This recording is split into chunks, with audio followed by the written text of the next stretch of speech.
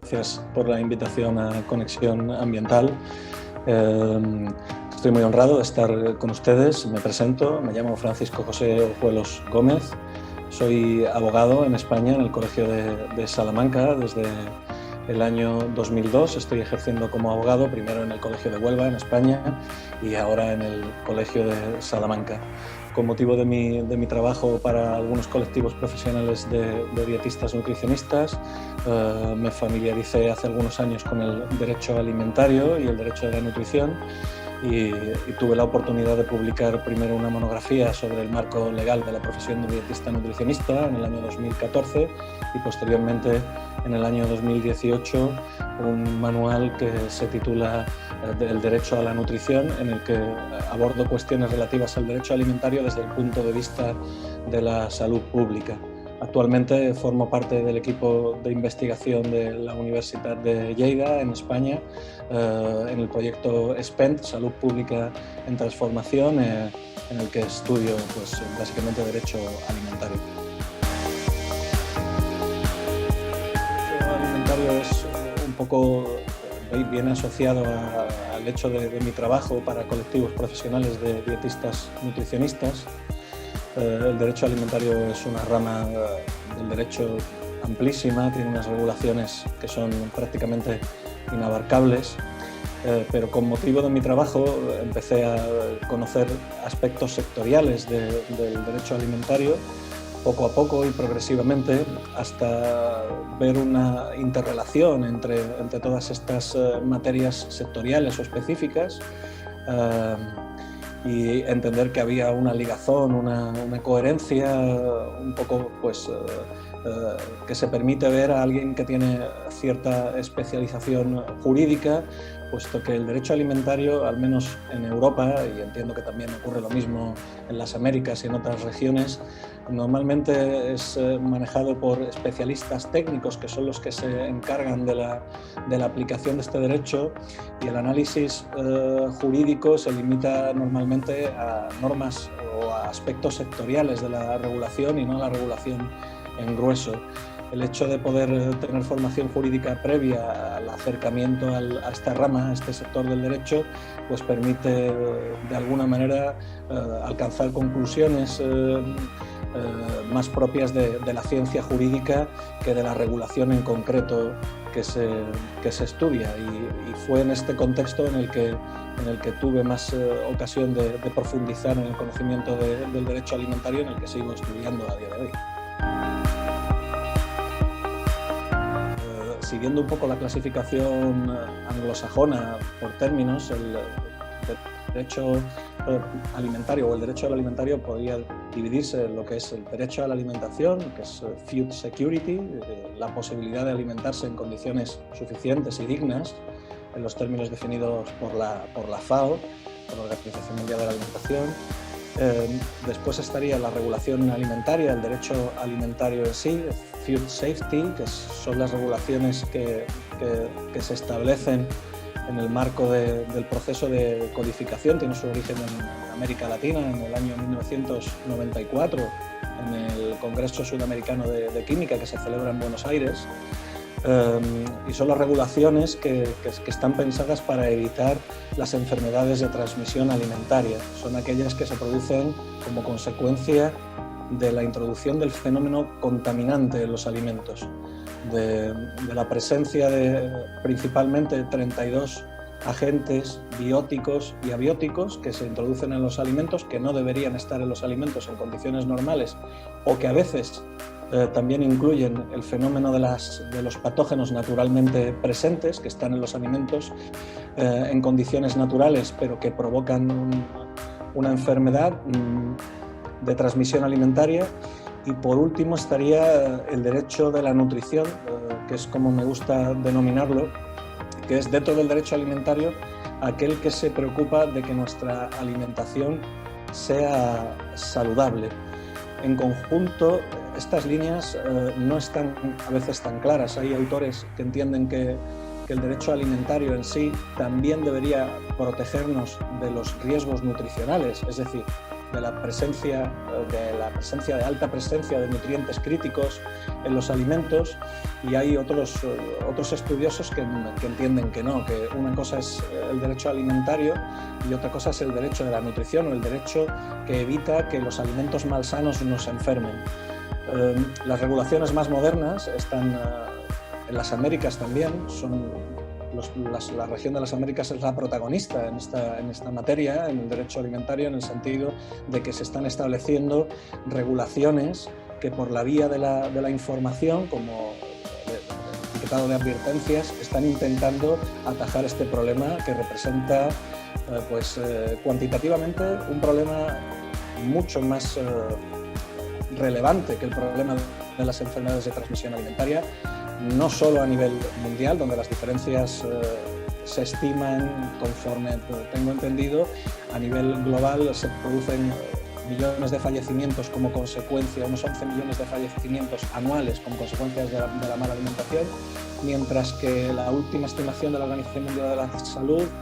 cifra en unos 600.000 los fallecimientos como consecuencia de enfermedades de transmisión alimentaria. En Europa pasa estrictamente lo mismo. Se estiman millones de fallecimientos anuales por problemas asociados a la ingesta de alimentos malsanos, que supuestamente serían seguros, mientras que como consecuencia de las enfermedades de transmisión alimentaria fallecen aproximadamente unas 5.000 personas. Entonces, la barrera no está muy clara. Lo que sí está claro es que la alimentación malsana es un fenómeno que no se está enfrentando a día de hoy más que con el mecanismo de la información, es decir, con los etiquetados, y salvo en las regulaciones de alimentos infantiles, que existen un límite de presencia de nutrientes críticos, no existen en el derecho alimentario unas limitaciones generales relativas a la alta presencia de estos nutrientes críticos, como el azúcar, o los azúcares mejor dicho, la sal y las grasas de baja calidad. Alimentario, cuando se empieza a construir hace ya 100 años, literalmente, porque bueno, hablamos del año 1924, ya hay regulaciones o está en el inicio de las regulaciones, el codificador, el legislador alimentario global no tenía que preocuparse del problema de la falta de inocuidad de los alimentos malsanos, de la alta presencia de nutrientes críticos. Se tenía que preocupar de la disponibilidad de alimentos, es decir, de evitar el hambre, conseguir una alimentación digna para toda la población global, y en segundo término se tenía que preocupar de la falta de inocuidad debida a los fenómenos contaminantes, no a la alta presencia de nutrientes críticos. En la actualidad, el derecho alimentario, como es heredero de ese proceso, creo que se ha quedado en cierta medida obsoleto, o al menos es preciso que se redefina el concepto de inocuidad y de seguridad alimentaria en el sentido que voy a intentar exponer. Las regulaciones se entienden y son paralelas, las regulaciones globales, las regulaciones del Códex Alimentarius, las regulaciones europeas, todas las regulaciones globales en principio intentan definir o limitar la presencia en el mercado de alimentos que no sean seguros. Y alimentos son calificados como no seguros cuando provocan un daño a la salud. Entonces, esta definición, que en principio era válida quizá para hace bastantes décadas, a día de hoy se ha visto superada por el hecho de la alta presencia de los alimentos malsanos. Entonces, pienso que en la actualidad es preciso que se aclare este concepto, el concepto de inocuidad, y que se reconozca que el fenómeno de la falta de inocuidad ha cambiado y hoy en día es imputable a otro agente, que es el alimento malsano, el alimento con alta cantidad de nutrientes críticos. Y esto no está claramente definido. En Europa tenemos un trabajo del año 2016 de una investigadora sueca, creo recordar, que ha definido como zona gris del derecho alimentario aquella que en principio protegería frente a los riesgos nutricionales, pero que realmente no protege frente a los riesgos nutricionales. Y la cuestión es bien sencilla.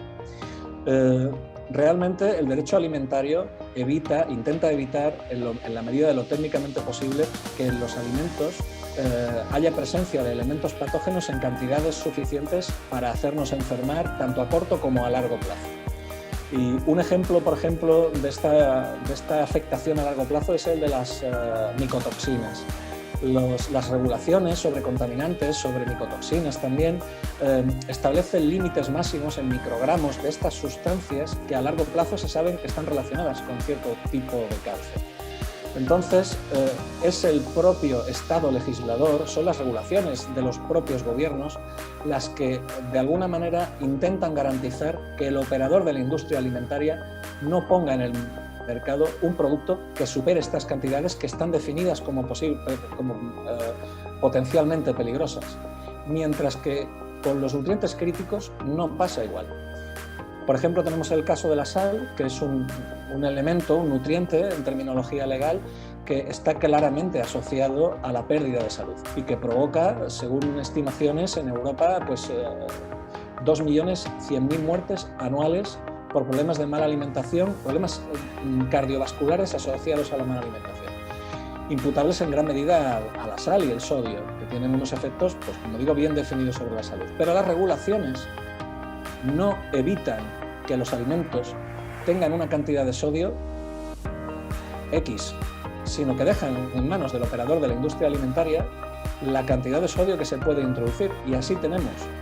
un criterio gubernamental. En España en concreto se entiende que un alimento tiene mucha sal cuando tiene más de 1,25 gramos de sal por cada 100 gramos de producto. Y tenemos productos típicos españoles que multiplican por 6 y por 7 la cantidad de sal,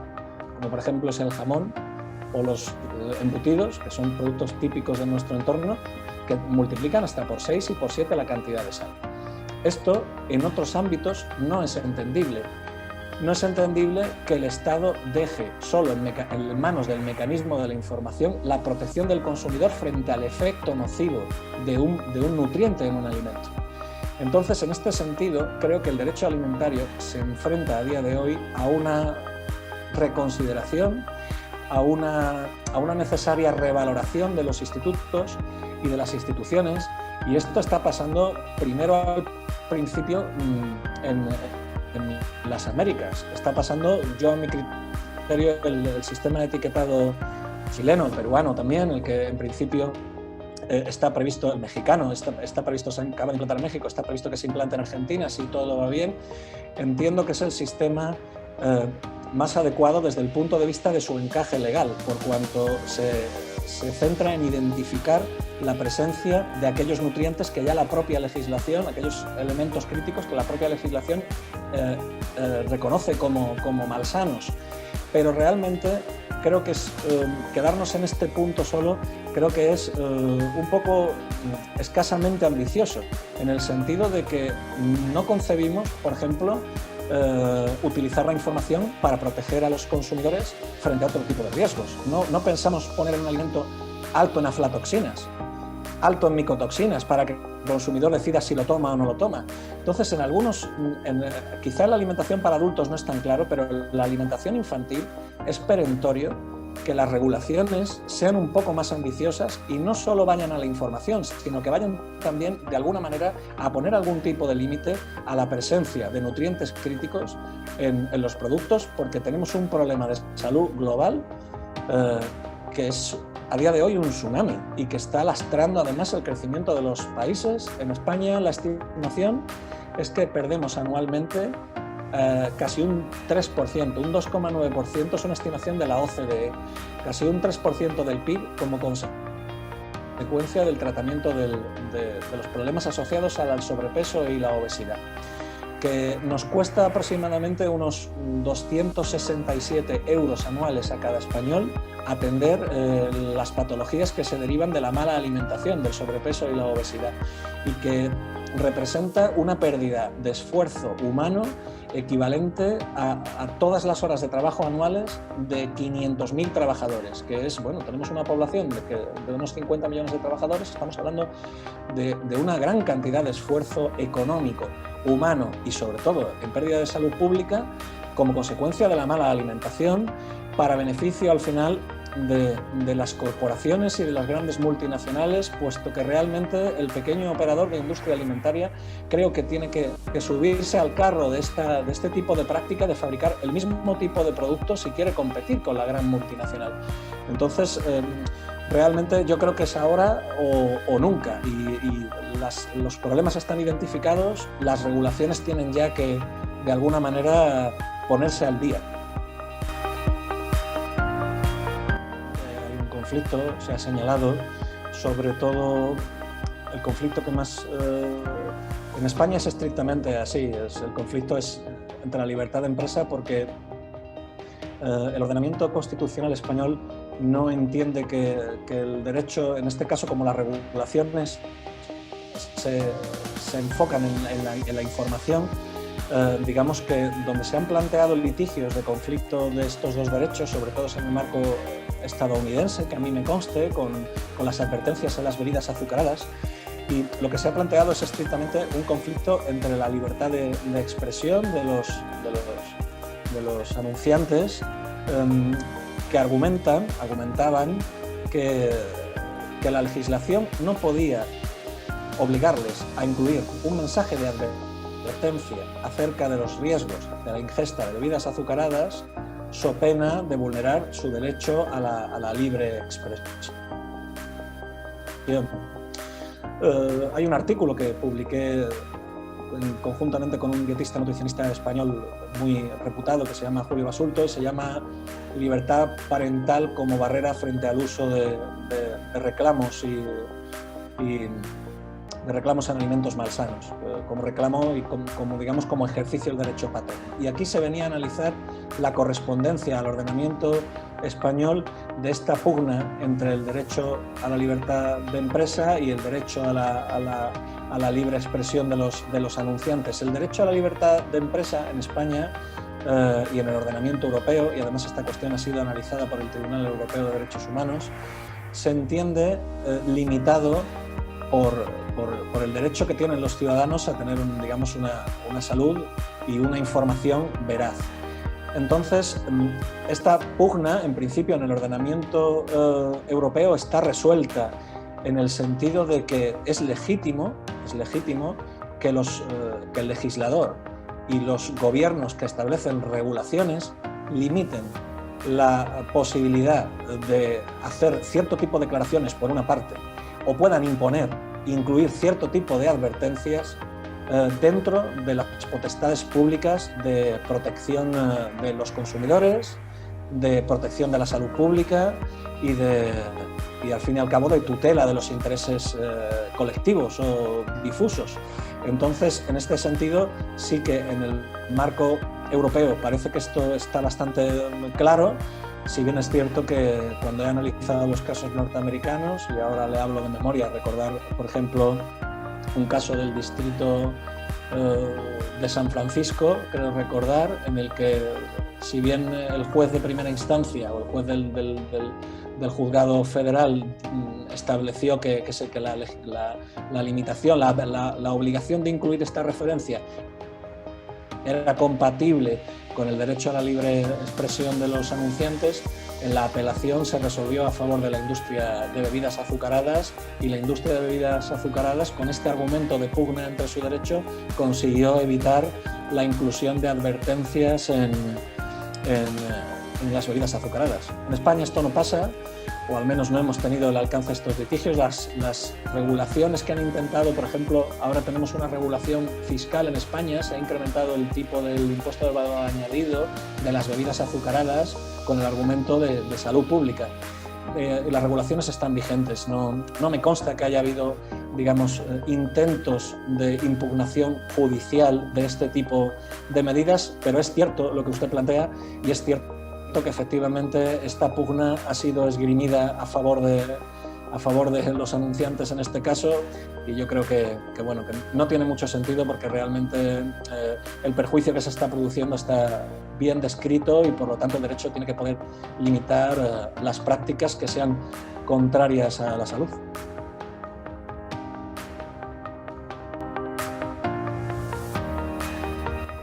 Para mí es la redefinición de inocuidad alimentaria, por parte del derecho, la redefinición en los términos en los que ya, digamos, los expertos en nutrición han realizado. En España tenemos dos catedráticos de nutrición que han venido a describir la inocuidad alimentaria como un fenómeno ciertamente movible, o un fenómeno que una institución que no evita, o que no siempre es pleno, en el sentido de no evitar a veces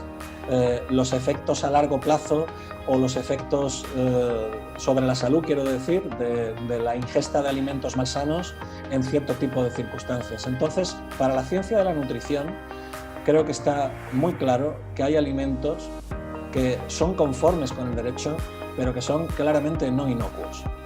El derecho, entiendo que tiene que recoger este testigo y redefinirse para intentar que la inocuidad alimentaria, si se define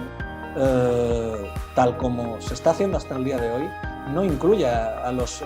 riesgos nutricionales dentro de la propia definición, porque el derecho alimentario a día de hoy está protegiendo frente a los nutrientes críticos solo de una manera muy tímida y con los mecanismos de información.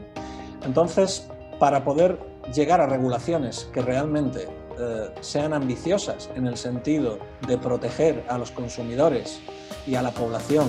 de estos problemas de salud asociados a la alimentación malsana, es perentorio que primero se reconozca la entidad del problema y se reconozca que el tratamiento de este problema tiene que ser paralelo al tratamiento de la inocuidad clásica. Es decir, tiene que haber ciertos aspectos, ya los hay de hecho, como son los alimentos, como he dicho antes, dirigidos a lactantes y a niños de corta edad, en los que las regulaciones limitan la presencia máxima de azúcares y de otro tipo de nutrientes críticos, de sal, y define los límites mínimos y máximos de micro y macronutrientes para que los alimentos tengan un perfil aproximadamente compatible con el que se recomienda para mantener la salud. Esto no pasa en el resto de alimentos y por lo tanto de productos alimentarios, y por lo tanto yo creo que el primer reto es este. El segundo reto sería, pues bueno, construir sistemas de protección eficaz, que pasa por tener primero claras las definiciones, y yo creo que estos retos de protección eficaces tienen que venir de mano de la evidencia. Los sistemas de advertencias me parecen los mejores sistemas de etiquetado nutricional para que el consumidor vaya de alguna manera concienciándose del efecto nocivo de algunos de estos productos, pero entiendo que la regulación tiene que ser, como he dicho antes, también más ambiciosa, y tiene que perseguir también que cierto tipo de alimentos intenten de alguna manera llegar a ser efectivamente inocuos realmente, y no producir el daño a la salud. Desde mi punto de vista, lógicamente, que me dedico más al derecho alimentario desde el punto de vista de salud pública, estos son los grandes retos, aparte de la modernización y de la adaptación al entorno tan cambiante.